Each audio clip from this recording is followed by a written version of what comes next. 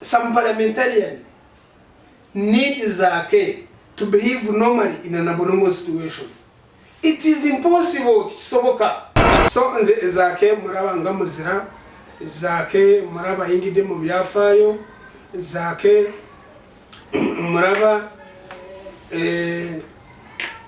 era narabya abantu nga bagamba nti ono Zaake nubwo yali badde leader wa opposition ono Zaake asobora. Zaake nange namukoneddemu asaanidde Zaake atenderezebwe. Kakati awo weewunyiza abantu okuvaayo ne bagamba nti kati mawo akulembera akakiiko akananyonyereza ku kiwamba abantu. Mawo already yamaze dda kukkiriza nti ekiwamba abantu weekiri era n'okutokyalinga abantu weekuli. Mawo yo yakkiriza yekiri tabikkiriza. Kati Antone John yetakkiriza naye mukama we yamaze dda okukkiriza.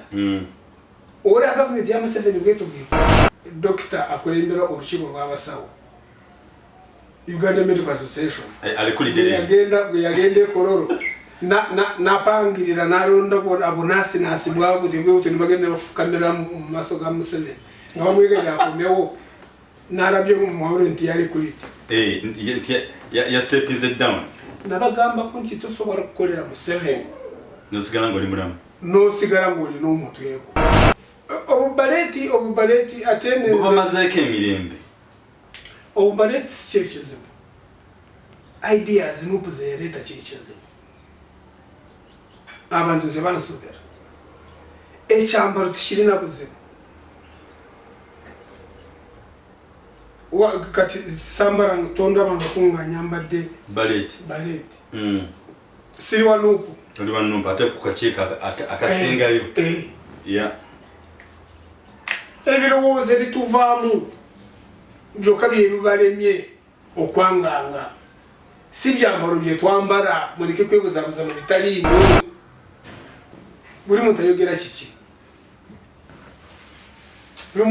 kiki nga kikutegeeza nti kebe cabinet eyinza kubanga cabinet eyo nga tekyatuula bwebanga etuula nga batuula mu mpalo tebitambula lumu otuula otya mu cabinet erimu Meya General Kayindo Tafiire ng'agamba nti abawamba abantu criminals and should be arrested. N'otuula mu cabinet erimu Kiriwa agenze mu kakiiko k'ensi n'agamba nti teri kiwamba abantu n'okutokyalinga abantu tikuliiwo bano balimba aboogera. N'otuula mu cabinet erimu Mawo Minister of Constitutional Affairs ng'amaze okukkiriza nti okuwamba abantu weekuli n'okutokyalinga abantu weekuli. أعوذ بالله من الشيطان الرجيم بسم الله الرحمن الرحيم السلام عليكم ورحمة الله وبركاته. Nze Haji Kaboggoza omusomi w'edduwa ntereza ensonga z'amaka ebyenfuna n'endwadde ezitategeerekeka. Haji Kaboggoza omusomi w'edduwa nsiŋŋaanibwa Ekitigoma ku lw'Ejjinja. Bw'obanga otuuse Ekitigoma mu ttawuni ku siteegi osobola okuba ku nnamba z'essimu ezo z'olaba zitambula. Gwe wenna ali ewala oyinza okuyita ku mukutu gwaffe ogwa WhatsApp ku layini eyo eya MTN obudde bwonna mbeerako. Tuwaniriza mwena mikono gyaffe abali ku mukutu the FLASHLIGHTUG Uganda olunaku olwaleero tukomyewo awamu ne Jajja Nopo Byarugaba William. Twebaza Omukama obulamu bwamuwadde nti akyali mulamu ate mwebale nnyo mwena abatambula awamu naffe okumuceekingako kuba it is respective wherever you are.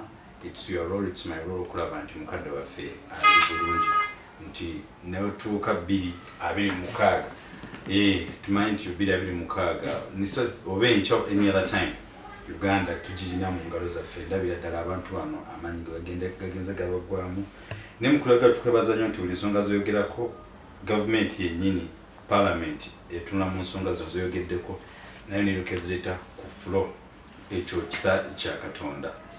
All over the diaspora, Jajja from Kandwafe, he's really improving because you are bothered Okulaba and Tutambra naye, Nafi Tutambra awamu naye.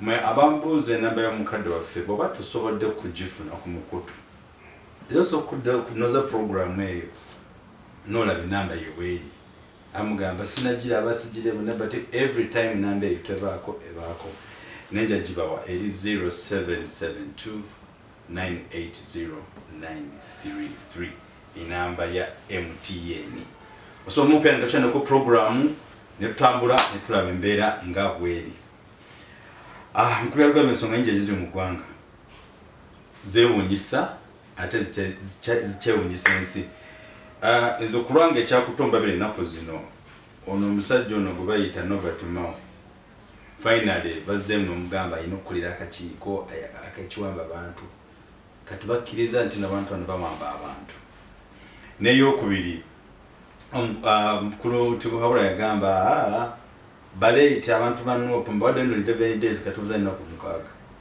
bukyanga kyogere kye kigambo ekyo twali kuddamu kwambala baleti kitegeeza ki ayinafiya oba n'ekyokusatu gwe bayita mukulu muhozi Byarugaba wamukuwa n'omukuwa tweet n'azivaako naye kati azeemu tweet ze tetumanyi what is next at the end of the day wamu n'omukulu Honorable Zaake yakubye ku mmeeza parliament neti nibamutiisa tisi bagenda kumujjako omusala for 6 months.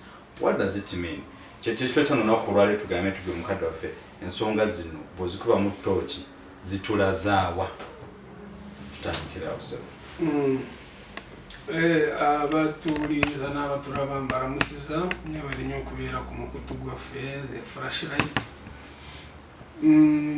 Okusingira ddala nsooka kwebaza mukwano gyange mu diaspora nga bulijjo n'okusingira ddala abenkyatambula nammwe saagala mugwe mu maanyi kubanga obulamu mulaba obulamu bukomawo obudde bwendimu ate buli kuritiko bwe mundekamu okubo ebyo tuba tukoze emabega tebiyinza kufa. Absolutely. So mbegayiridde nti mundekerera ndi ku kiseera ekizibu ennyo ekyetaagisa ate kusindika njake. Eno ojja kwaka. Yes, kubanga bwe kibanga bwe tulemererwa wakati byonna ebyo tuba tukoze tuba tukoledde bwereere.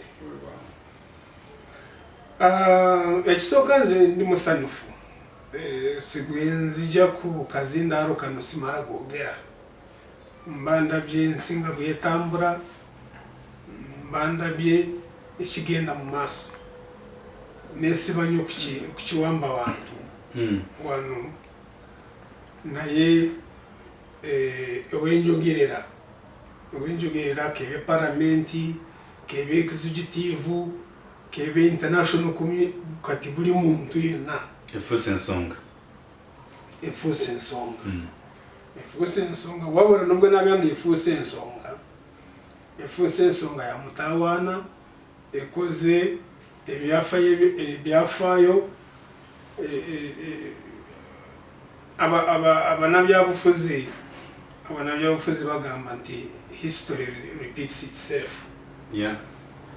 Naye omugenzi Eriya Kategaya yali namba 2 ku National Resistance Army bana batandikawo ekibiina kya National Resistance Movement. Yagamba nti history does not repeat itself, it's only fools that repeat history. Mulira inga agamba nti abanabyafuzi bagamba nti byafaayo bidingana naye Kategaya nga agamba nti nedda ebyafaayo tibidingana wabula abasirusiru be badinganya ebyafaayo. That is true. Omugenzi Eriya Kategaya abamumanyi ate weyawandikira akatabo kaako yali yakawukana ne mukama we Mr. Museveni ng'olaba yali alengeza abantu be yali nabo mu nsiko no mu byobufuzi. Now kati ekintu ekitwedinga ye Zaake. Zaake batwamara gukora porogaramu wano the following week natebulinga ekiteeso mu parliament ng'ayagala gavumenti eveeyo ennyonnyole abantu baffe abawambiddwa anaabawamba bw'aki wabeerawo omuntu najja n'annyonnyola ensonga zino. Minister wa defense, minister wa internal affairs, bonna basirisi. That's true. Weewaawo yakireeta mu ngeri y'olukujukuju era mu ngeri y'ebyobufuzi. Kati engeri gye yakireetamu sipiika n'anyiiga n'amusindika no mu kakiiko akakwasa empisa. Kyabikamu nga beewalana. Abantu bangi baze nga boogera ku Zaake. N'okusingira ddala abantu ba NRM nga banenya Zaake nti Zaake tiyandireese ekintu bwe kityo efulo ya palamenti mu ngeri gye yakireetamu. Wootegeerera abantu abatamanyi byabufuzi Zaake engeri gye yaleetamu ekintu kye yakireetamu mu ngeri ya byabufuzi. Oyinza kugamba nti yakireeta mu mateeka naye yakireeta mu ngeri ya byabufuzi. Bw'eba goolo Zaake yateeba goolo etanaba kulabikako. Goolo y'omwaka? Yes, eno goolo ya mwaka. Nobwe munamutwala mu kakiiko ke kwa sempisa. Nobwe musaba nti Zaake mumugyeko omusaala gwa myezi 6. Ate ulira ebyo nabyo abonawo butamanya byabufuzi. Zaake nobwe ogamba nti omugyeko omusaala gwa mwaka mulamba abantu ababulijjo bagenda kumuwa omusaala. You just wait. Kino nkyogeredde wano. Abantu bajja kwesonda Zaake bamuwanga omusaala. Kati Zaake awo wabakubidde. Tikiri mu favor ya NRM ekintu kino kubeera nga kirabika ku floor ya parliament nti abantu bawambibwa. Bo kiri mu interest yaabwe okukituulira baleme okukyogerako. Kati Zaake okuvaayo n'akireeta ku floor ya parliament. Ababa kubyo goolo. Nobwe munakora mutya naraba speaker, deputy speaker nga parliament agisuspendinze for 5 minutes n'akomawo after 10 minutes or 20 minutes. Ngali musobedde. Naye nga kyamaze dda okutradinga mu nsi yonna. Zaake is on spot. Abantu baffe bawambibwa. The answer is yes. N'obuuza muntu wa NRM yena kutona agamba nti yes abantu bawambibwa naye yakireese bubi. Yali kireetedde wa mutubuulire. Zaake mubaka wa parliament abantu gwe batuma abantu be Zaake y'omu ku babaka bali mu central abantu nge bawambibwa mu constituency. And he's a victim at one point. He's a victim, yes. Kati kyenalabya abana byabufuzi baffe baagala Zaake behaving normally in an abnormal situation, which is impossible. Some parliamentarian need Zaake to behave normally in an abnormal situation. It is impossible. Kisoboka. Embere yakawerege. Yes. It is impossible. In fact, mwari bade mwebaza ekibiina kya NUP. Obazukusa. Tutute amakubo gonna agasoboka. Amakubo gali soft ge twasokerako. Leader wa opposition in parliament Mpuuga softness eyo gye yasookawo gye yabatwalira mu parliament. N'abawo nkalala z'okuwambibwa abantu baffe. Ne speaker ye ne deputy speaker ne basalawo nga bakolagana ne executive okutuulira ekintu ekyo. Kati mukituulira nga mulowooza abantu ba NUP bo tisiba na byabufuzi abantu ba NUP bagezi bamanyi ebyobufuzi bye muzanya. Kakati ulira kiri nakyo kisesa ogambe nti bw'obadde oyanjira ogambe nti mawo bamuwadde akulira akakiiko afaininga utechiwamba abantu ani awamba kakati kifanaganako n'akakiiko ka human rights akenarabye kalimu bakaheru mbamanyi abo bakora umucyara tiyaze bonabo mbamanyi wangadi mbamanyi bakada ba NRM abo bona mbamanyi. So do not expect positive results. Two, government ya kolenso bi akakiiko ka Uganda Human Rights tikali badeka kolemberwa omuntu wa NRM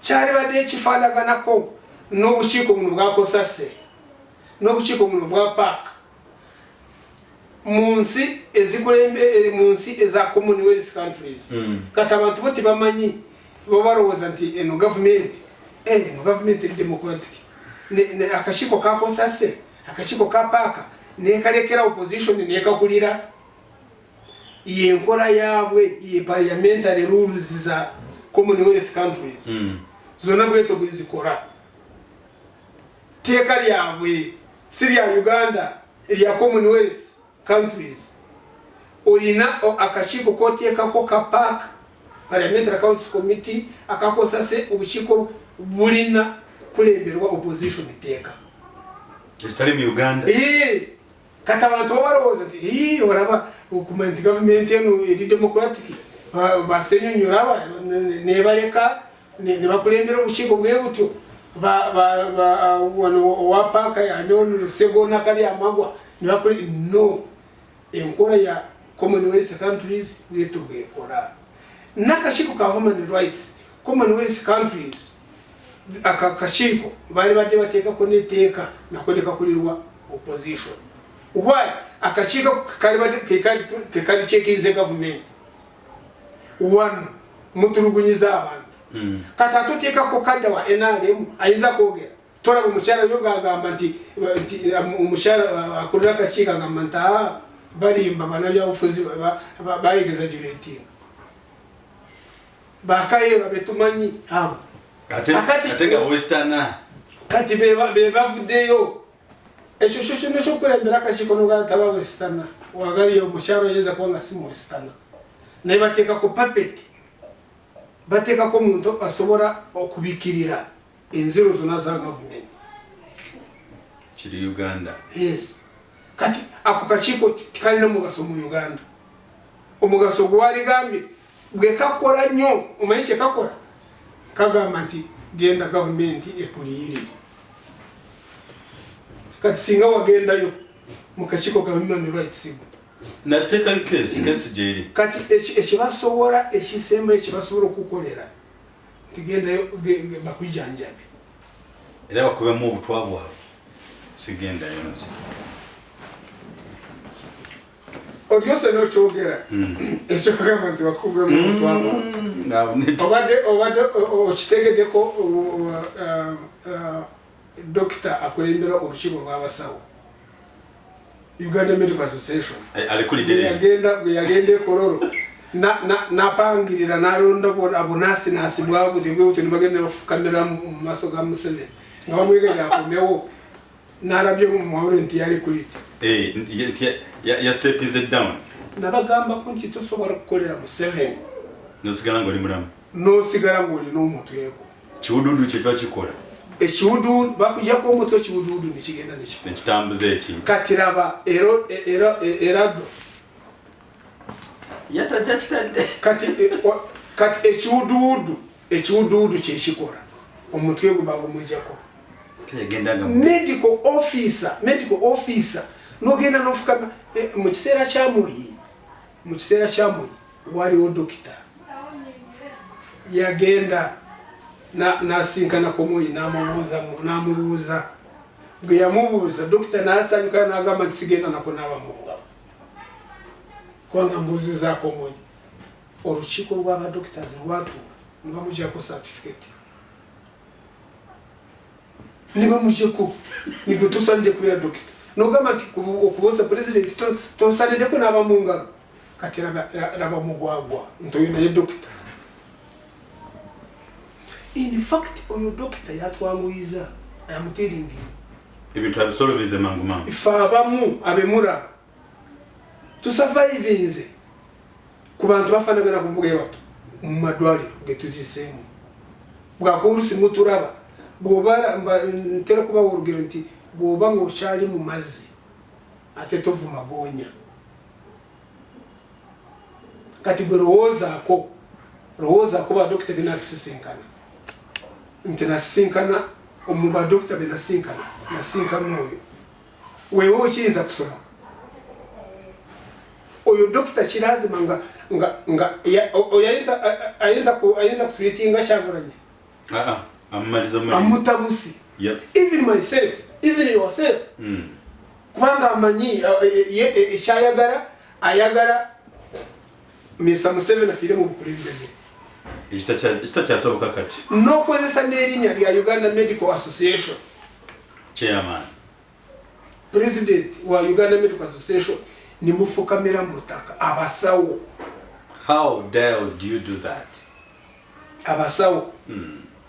Wabora nabagamba ko umuntu tedi kibina cyone kiri organized ngechano mu Uganda nga nuko yitona genda yo ekibina cyone kiri organized mu Uganda Mr. Museveni tagenda kushirika nga cyetengerede ayino kitabangula ali nakushikuba mpaka divide and rule wa surviving it down politics is divide and rule kati mutwogerera buri muntu omwana Uganda buri bwana ba doctor agamanti kati mwe mwasomo emyaka mukaga njije bamara ngabasoma Makerere University na warara kati jibwese bibina moja mufukamira mutaka nti akomyo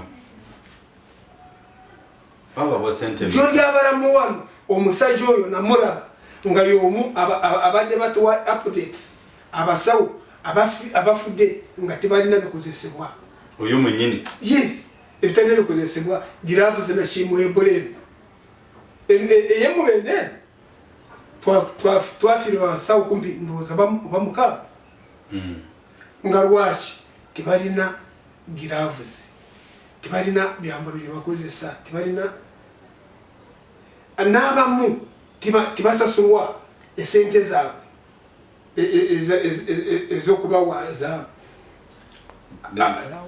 esente zaabwe za allowances bedang engage n'ekyo nga related onakolwajjo bana abakyala aba FDC abatongoza 26 kits kakaga 2 bakutte engoye n'ebintu binatwala mu ddwaliro side z'ebugwe omukyala egurintwe nawe yabadde avuga taxi nga ebintu byonna bijjudde muli babayimiriza ne bagamba mubitwalawo gamba tuwa mu ddwaliro wali mubizeeyo within a short moment omukyala ne bagamba omukyala afudde talina byakukozesa naye bano bamaze obbagolo yes gamba we just wondering kakati eno government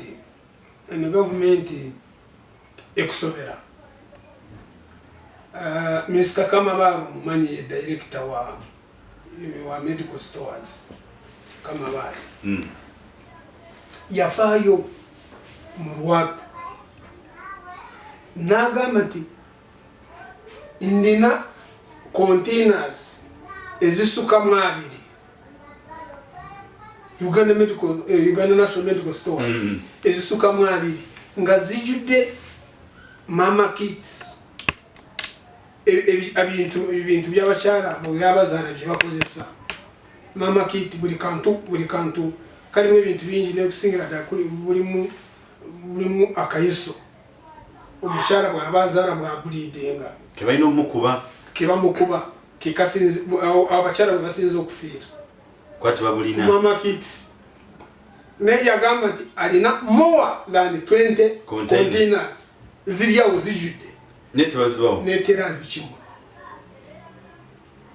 more than 20 containers naye tufiirwa abakyala 16 buli lunaku naye nga zo ziri ntebe wali nga bafiira mu ttalo lw'okuzaala abasinga obungi n'okusingira ddala akayiso akakabeeramu abasinga obungi bafa nga bazaala lwaka they overbreed nga byonna bijidde murago biri under this government yamaze kusasula buli kimu kiri awo abagala kubimba kati nga director navayo nayogera eyali minister wa heresi permanent secretary wa heresi bandisigadde nga bali awo nga parliament tebasenshalinze ngoyo musajja maze kwogera.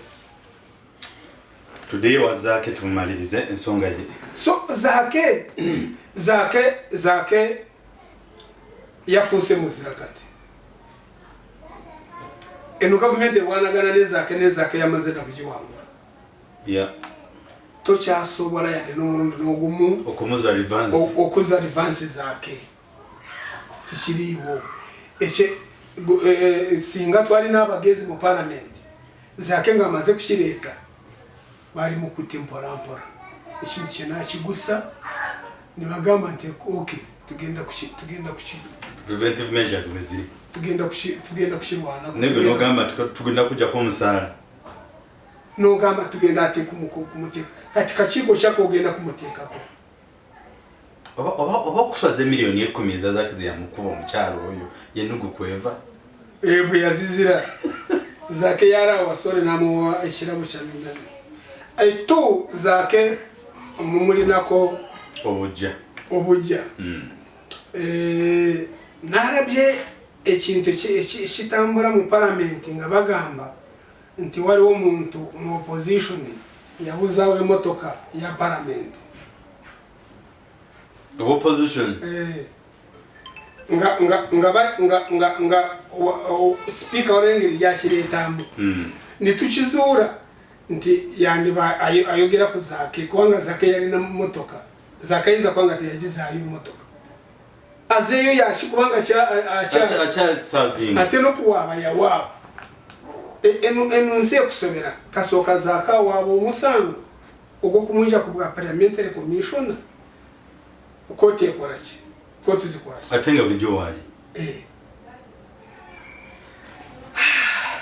koti zikorachi bwachiti basaba musango nibara bazake ubasanide kubera obaba mugoba mu butufu bo mu bucyaro so nze Zaake muraba nga muzira Zaake muraba ingide mu byafayo Zaake muraba era narabya abantu nga bagamba nti ono Zaake nubwo yali bade leader wa opposition ono Zaake asobora Zaake nange namukoneddemu asaanidde Zaake atenderezebwe era ababaka betulina bonna Zaake bamukubira mu ngalo weewaawo nti abantu ba NRM bari ku bunkenke wa kiteeso kya Zaake yabatudde mu kifuba Zaake tibakyanengeri kibakyejamu kati katulinde akashiko ka parliament kakwasisa empisa tuyinde turabe Zaake ababuuze mwagala Zaake ayogerera uddawa mwagala ayogerera uddawa omubaka wa parliament ali mu Buganda abantu abawambirwa right left and center mwagala Zaake akole ki ekirala nasese gwe narabye president ngayogera ku kinyaga emundu ku polisi na Mubaraks president wange kyaguranye omwezi oguwedde yateekawo press conference n'agamba nti kusinzira government eno nga bwenjimanyi timwewuunya nga mulabye nga bakutenze oba Nyanze oba Senyonyi oba secretary general waffe nga bagamba nti yomu abainako mundu abawamba mundu zi police na president byagude Mr. Museveni byagude mu bikopo bya president waffe omuntu gwe bakubya amasasi eyarumba gwe bagamba nti yarumba abasirikale Kabemba bamwita ndozi base chimpi Sekimpi namune leo gwe bakuba amasasi nibamutirawo ayitibwa Sekimpi. President yavuze n'agamba nti yomu ari ku kakiiko kanu ka executive mu Wakiso district. Oyo gwe muse wanu gweto bu president buyogera abarara be mwaka tabe mwaka kwata bo bakibinaki tubulire ekyokubiri Mr. President siwe orondera nompa abakulembeze asiyeye Wakiso district ejemanyo bulungi erina executive yayo executive yemanyidwa nga kota de mubwanika yakulembera district eyo urukiiko rwa district omuntu afanagana nabwato nga Sekimpi akakiiko kavudire kagamba ati kali nawe kamumanyi. So Mr. President prove no to proving Sekimpi gwe wamuandika munopo oba yali amutumira bigana ku kakiiko ka executive ko gamba nti akorako ngani tosobola kugamba nti Byarugaba oli ku kakiiko kaneki nokomaawo ndi ku kakiiko kaneki era ndi secretary for elderly okitegede tosobola kubeerawo obubeezi waliwo ebifo ku lukiiko rwa district executive nga bwogigambye executive ye secretary for youth ye secretary for defense ye saba ya akora ngani Mr. President ngaba mumanyi Mr. Museveni tubulire ngoraba Mr. Museveni buli kyakora abantu be tibakyamufaako buli kyakora kyonna bateba kumutomeza yebali mu mutomezi era eyamukolede speech kawedemu yatuyambye buyambi nabo batanse okumulabisa batandise kumulabisa nibamuga katumuleke ayogere kino arugwemu kati abantu bagamba Mr. President ubwo wayegede Sekimpi ngati tumumanyi ku executive ya nupu bwe mukugamba nti temumanyi ku rukiiko rwa district katomuwani kubanga district councils zimanyidwa ate ruli kumpi urukiiko rwa district ya wani Wakiso waligambye wala abanamawulire we batatuuka mangu naye gundi ku district ye Wakiso ono kumpi wano ku Nyindo ngoraba buli kantu konna kebakora bagara lazima buli kimu bashirinkinge kyetoro likikwate kuno. No wonder ora President Mr. Museveni mu Arua bakwata Kyagulanyi namuteeka ku musango kati musobora mutya kugamba Sekimpi nti wanu ensi nebakiriza nga mwakwatira Kyagulanyi mu Arua nimugamba ntali ne mundu nga mulimba kiri Uganda nga bwenjogerera n'umusango kati Kyagulanyi tago bagana no kuguti tubasobora na kugurira tagoze umanye musango kati gwe wacyusa mu mambo kama Arua musango bamuteka ko nti yakwate Jinja nakuba emotoka ya president bazasekira ngo never nange abanya mukolero mukuru bono nga eno government really eno government nga bagipangira ngora mantite muri no government Kyagulanyi yakwate Jinja kukubo na kasuke Jinja na yasekira ule chematwa ya president bulletproof armored vehicle bulletproof umusango no gutwara mukoti nga muri no bwongo ngati mwagala okuswaza president wa kati ebyo byetubera nabyo. That is true. Ebyo byetubera nabyo. Echo bukofira Mr President, echo bukofira n'umusango guri mu court. Nze chemanyi umusango guri mu court mu constitutional court ya Sarah order. Naye bwora banga constitutional court esazeyo ekibakora basara magazine ba umusango n'agutwara wa Court of Appeal. Court of Appeal Supreme Court. Yeah. Owinyodo badole bayani yo byonna bibye. So nze omukuraba okwange riyale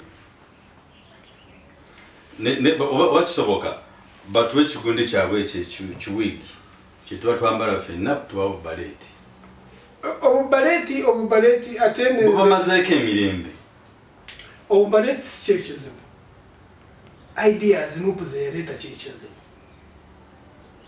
abantu nze bansobera ekyambaro tukirina buzibu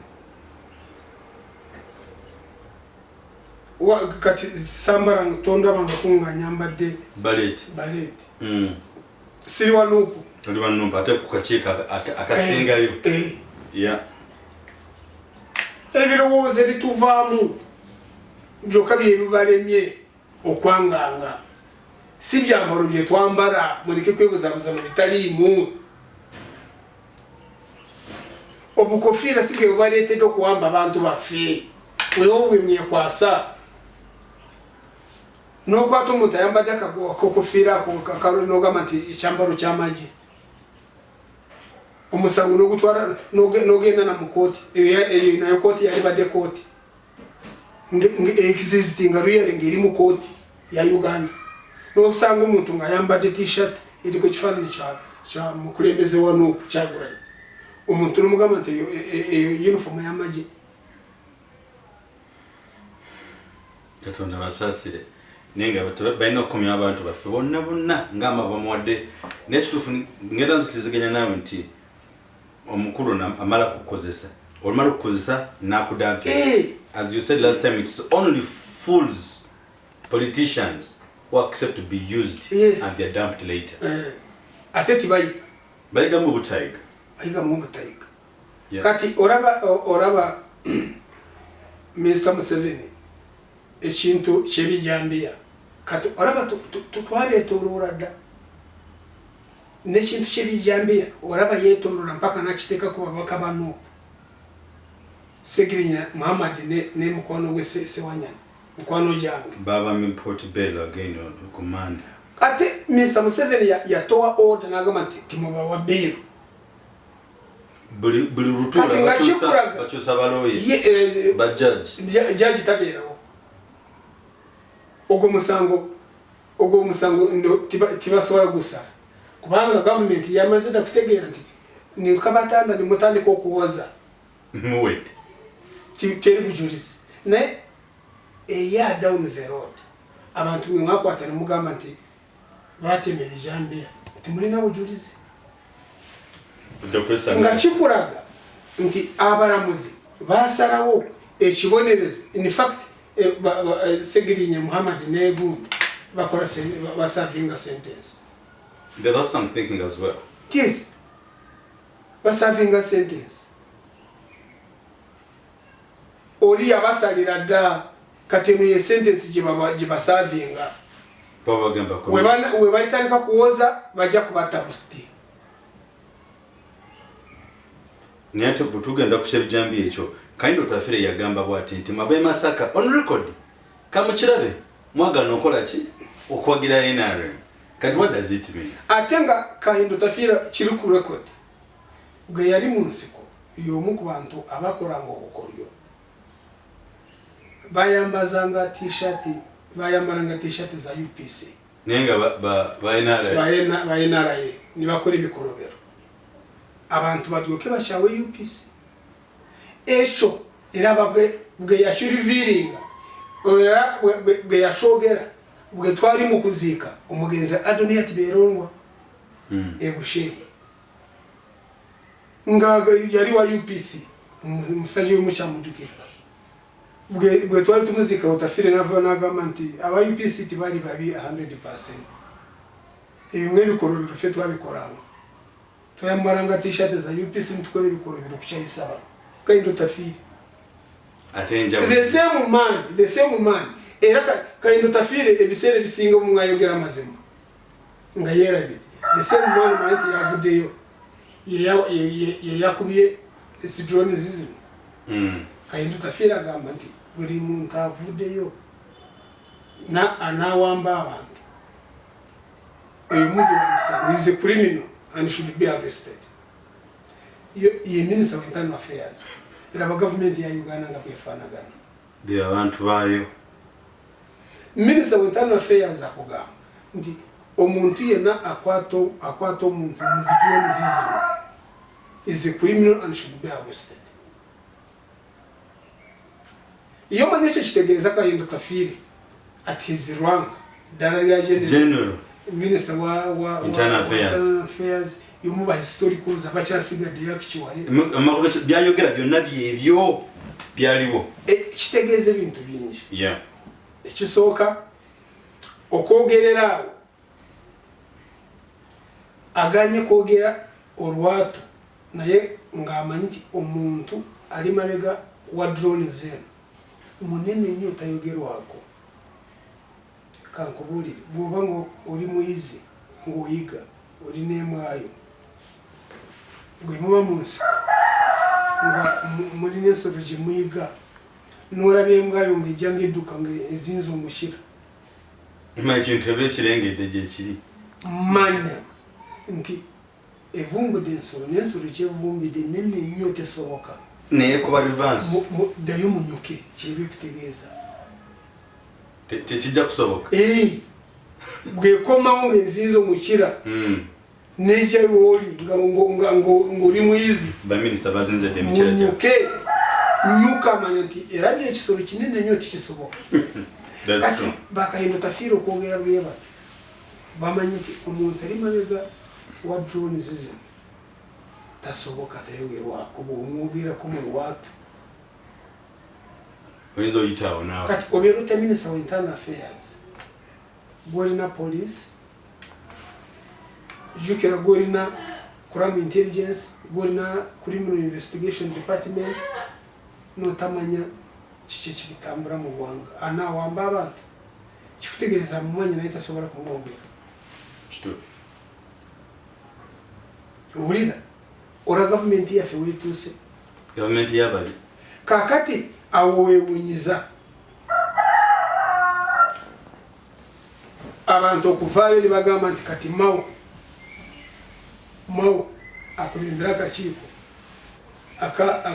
akananyonyereza ku kiwamba abantu mawo already yamaze dda kukkiriza nti ekiwamba abantu weekiri era n'okutokyalinga abantu weekuli mawo yo yakkiriza yekiri tabikkiriza kati Antone John yetakkiriza naye mukama we yamaze dda okukkiriza olwa gavumenti ya Museveni bweto bwekola buli muntu ayogera kiki nga kikutegeeza nti kebe cabinet eyinza kubanga cabinet eyo nga tekyatuula bweba ng'etuula nga batuula mu mpalo tebitambula lumu otuula otya mu cabinet erimu Meya General Kayindo Tafiire ng'agamba nti abawamba abantu criminals and should be arrested n'otuula mu cabinet erimu Kiriwa agenze mu kakiiko k'ensi n'agamba nti teri kiwamba abantu n'okutokyalinga abantu tikuliiwo bano balimba abawogera n'otuula mu cabinet erimu Mawo Minister of Constitutional Affairs ng'amaze okukkiriza nti okuwamba abantu weekuli n'okutokyalinga abantu weekuli